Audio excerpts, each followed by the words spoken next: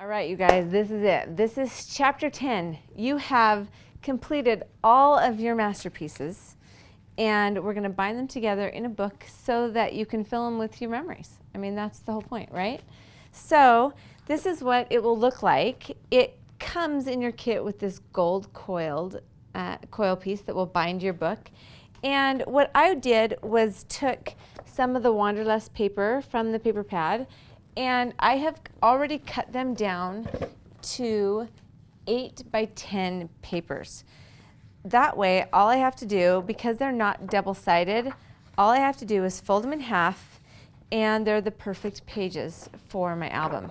So I'm going to go ahead and do that. Just fold each one of these right in half. And originally I used a corner rounder. You might want to use a bone folder, any of those things that you might have handy. And just depend on how many extra pages you want to add to your book. When you trim these down to 8 by 10s, you'll have a little excess piece. So I chose this one because I loved how it looked just kind of poking through that window on my book. So go ahead and save just a little, about a 4 by, I think this is 4 by 5 piece, whatever's going to kind of fit there in that window. All right, now the cinch is one of my very favorite tools, and I use it all the time, and I like to say on and off the court. So for scrapbooking, for my craft, but also for my kids' school projects. I've used it for church projects. It just is a really very, very useful tool that would save you a trip of going to, like, you know, a nearby copy center.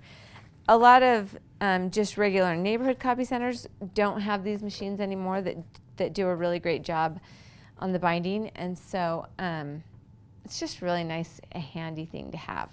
So the first thing that I'm going to tell you, you know, I'm going to teach you just the simplest way. I'm not going to teach you any math because I don't like the math of it. So really what I'm going to do is I'm going to go ahead and I can punch all 4 of these folded papers at once all together. So with this little arm goes in and out. So with it completely closed all the way back, all of these pegs pushed in, we're going to engage all the holes, and I'm going to press.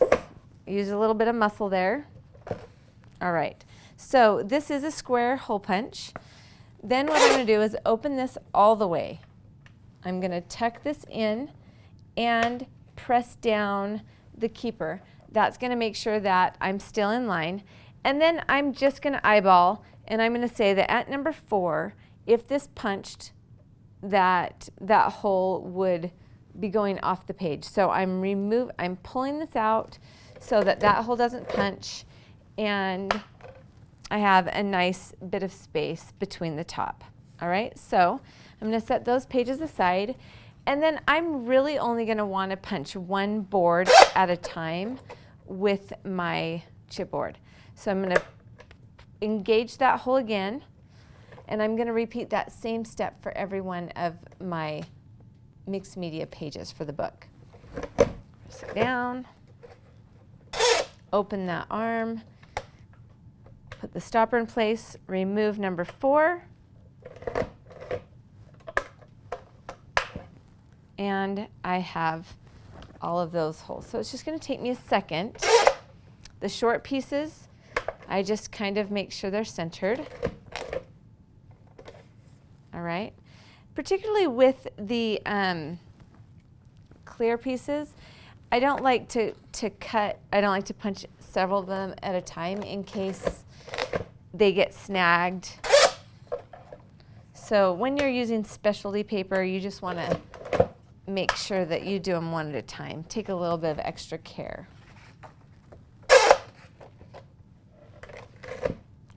Uh-oh, that time I forgot to engage number 4.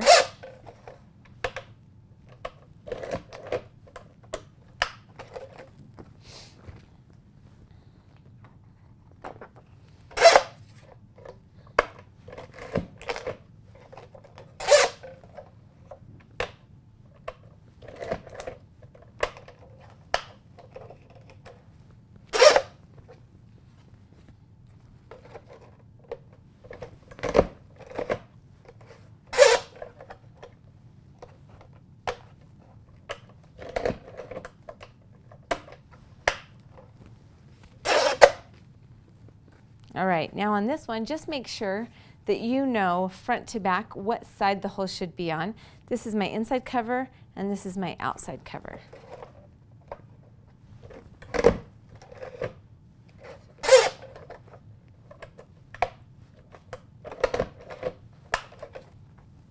All right, and then I'm also going to just punch this little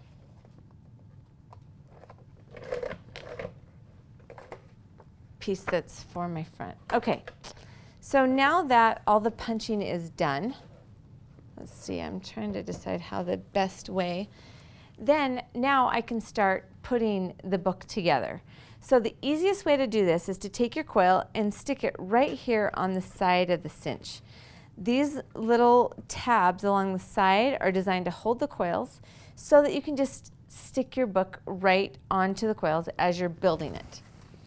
Now, so set aside your back cover and also your front cover.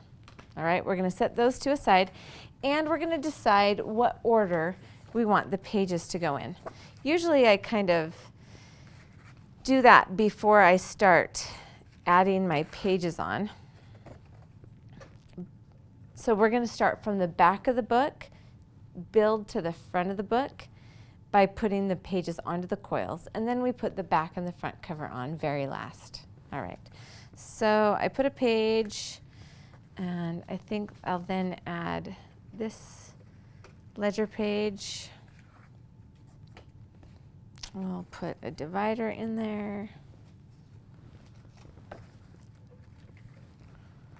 All right, just kind of make sure that you like how they look together as you're laying it out. And what's fun is you can add as much or as little as you'd like to. So,